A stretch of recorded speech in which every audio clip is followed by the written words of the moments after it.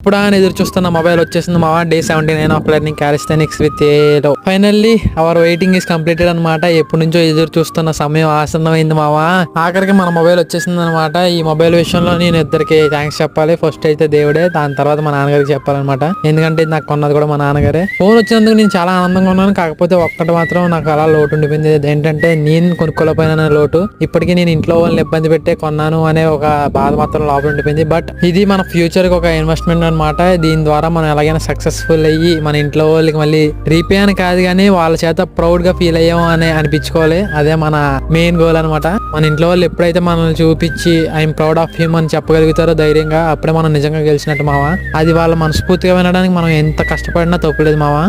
ఒకవేళ మనం అది వినలేకపోయినా పర్లేదు కానీ వాడిని చూసి నేను సిగ్గుపడుతున్నాను అనే పదాన్ని మాత్రం వినకుండా ఉంటే చాలు మావా. అండ్ ఇంకా ఈ రోజు వర్కౌట్ విషయానికి వస్తే ఈ రోజు సరదాగా ప్లాంక్ ట్రై చేశాను అనమాట. అస్తమానం హ్యాండ్ స్టాండ్ ఏం చేస్తామని చెప్పి ప్లాంక్ ట్రై చేశాను.